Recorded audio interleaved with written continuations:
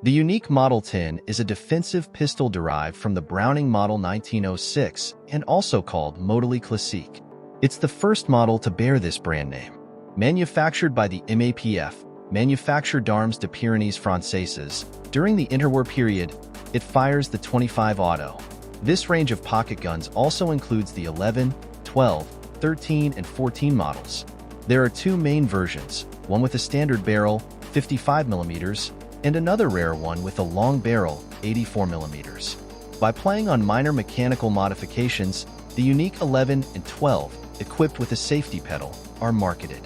For their part, the unique 13 and 14 models are Modèles 10 equipped with 7 and 9 shot magazines. Sold from 1923 to 1940, the unique 10 was also marketed by other retailers than the MAPF. These producers want their own brand like Gallia, Ixer, but also Peugeot Automoto, or ATM, for Peugeot Frères, or Sam for La Samaritaine, or even Vercar at Verny-Caron. Very popular and widespread in 1940, the unique 10 found itself in the hands of the FFI, Forces Françaises de l'Intérieur, a kind of resistance union, during the occupation.